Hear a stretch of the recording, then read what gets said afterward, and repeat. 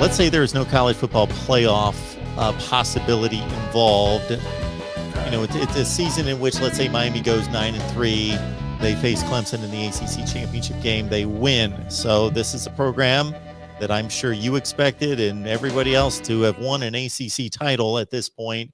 You win the ACC championship this year, regardless of record, what else is going on, lost non-conference games, whatever. ACC champions, how important is that going to be to you? It's very important, but in the context of the whole. You know what I mean? So that by itself is a great achievement, and one obviously that Miami is still chasing after, however many 16 years in this conference. So I can't say that, something that we have not done since we joined this conference would not be a noteworthy accomplishment. It definitely 100% would be. But the rest of the context matters as well. If, we limp in at 9-3, because hopefully that would mean 2 conference losses, because if that means only 1 conference loss, that means you lost to Appalachian State or Michigan State in the non-conference, in addition to Alabama, and that would not be great. So if that's 6-2, and then you get there, and then you beat Clemson, because that's a mountain we're still trying to climb after a long time. That would be a great achievement, But again, with losing those 2 games, who did you lose to? How did you lose? If it's only 1 loss in ACC play, then did you lose to Appalachian State or Michigan State? Because we're losing to Alabama. I'm sorry, guys. So you lose to one of those guys, and then you run off a bunch of wins. So I know Manny Diaz will be in the hot seat if we lose to Appalachian State or Michigan State for darn sure. But then you run off a bunch of wins. Okay, it looks pretty good. It feels good because you're 9-3 and won the ACC championship game. But that is not a determining factor by itself for the success or failure of the season. That would be one of the top level bullet points in making the case for your evaluation of the season, however you feel it. But it would be good, but it would be good, but we would need to talk about the rest of it as well. I'll even drag it down further. Pitt reached an ACC championship game 2 years ago with 5 losses. Virginia did the next year with 4 losses. So you would not take a large, basically meaning you had a substandard season, but the division was so muddled and awful and marginal. You made it to that game, but then you pulled off the major upset. It would be fine. The upset, that would be the big thing. That would be the crowning achievement. And in the scenario presented, that would be at the top of things that Miami did well this year. Hey, finally got back over that hump, beat Clemson for the first time since 2009, and cool, got it. But you can't talk about that without then talking about the rest of it. Like, you probably lost to this bad team. You probably lost this, or you didn't really bring your A game there. And then, you spotted another mediocre team, 28 points, and ended up losing that game because you weren't able to come back from that early hole. It's just, there's the other side to that. And like Luke Walker says, 9-3 in the ACC championship game ain't going to happen for Miami. It's probably a tall task for it to happen for Miami because the Tar Heels, even if they're losing 4 and 5 games like they have the last couple of years, they had our number both years with Sam Howell there. You know what I mean? So that's going to be a tough road to hoe for Miami to get there at that kind of status, or with that kind of record, especially if, you only lose to Alabama in the non-conference. Again, that means you lose 2 in the conference. And that's good enough usually to win the Coastal. But the ACC Coastal isn't that good, and your crossovers are Florida State, who are terrible, and Wake Forest this year? I want to say, that's not. I'm not saying you should be proud of it, but I'm saying it's possible. It's very possible, but it's very possible. But then you have to really look beyond, okay, if you finally get there and you finally win that ACC championship for the first time in the 16 years since we've been in this conference, that is a good achievement. Yes. But then we got to talk about all the other components. unless you go there with one loss, and the only loss that was in the opener to Alabama, or maybe two losses where you have one loss to Alabama and one loss to insert other ACC team here. I don't want to lose to North Carolina again. I'm sick of their shit, man. And they've just found ways to, even when they were bad. I mean, even before Mac Brown, with Butch Davis, and they were they had a couple of years with who was the coach before Mac? Larry Fedora. They had a couple of years, but even when they weren't like running it up like they did with Marquise Williams, when everybody threw you down and nobody got a personal foul penalty because you can talk shit to Miami and nobody cares because everybody hates Miami because we were those dudes. And hey, you hate us, that's fine. So we got to find a way to win. But even in the years when they weren't blowing us out and they weren't really, really good, we still found ways to lose that team.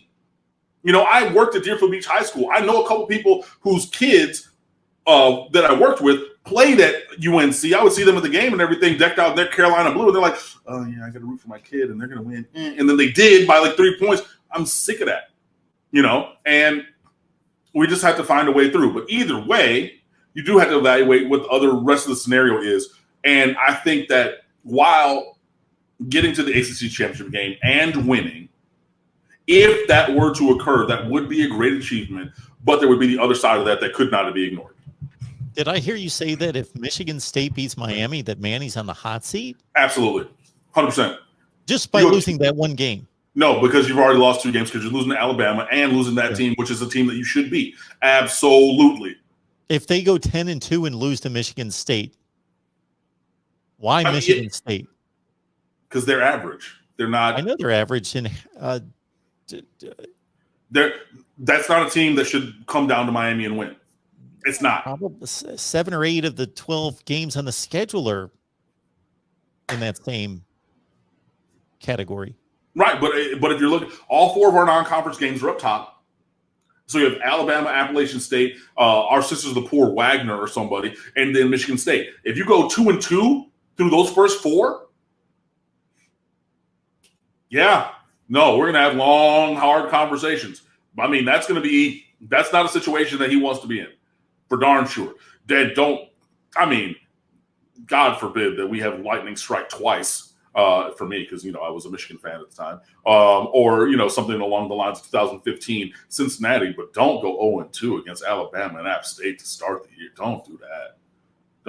But if you lose 2 non-conference games this year, with the way this schedule is, with the way with the roster we have, with the guys coming back, the quarterback, you do that, it's time to have it. It's going to be Hurricane Logan, because I know that you're watching. Clip this and save this and bring it back up. If Miami goes and loses 2 non-conference games this year, the temperature is going to be real hot and it's going to be uncomfortable for Manuel Diaz Jr. come that ACC opener. Trust and believe. That week, trust and believe. Lose 2 non-conference games this year and see what happens. That I'm not disagreeing with. But if they then go undefeated in the ACC and they're sitting at 10-2 at the end of the year. Yeah, but that's in the result. That's the rest of the story. Sure. But right then at that point, 2-2, having lost to Alabama, who knows how it goes against App State. You blow out the FCS team and then you lose to Michigan State. After those 4 games, that month in, just right there. Oh yeah. It's going to be, that soup is going to be hot. I get that, and Miami's substantially better, decidedly better. I like to separate those two than Michigan State. If everything plays out as expected before this Michigan State game, and Miami's 2-1, and Michigan State is whatever they are, probably 1-2 or 2-1. Mm-hmm. Miami's going to be at home. They're going to be a 14 to 16 point favorite, let's say. Mm-hmm. If they lose that game, yes, it's going to be a surprise. It's an upset. But it's not going to be like alarms are going off across the country, like people are just stunned. It'll be that kind of upset. Alarms don't got to go off around the country. They're going to be going off in Coral Gables, though. If that happens, again, what did Manny Diaz do in the first year? Who did we lose to? Duke, FIU. Georgia Yeah.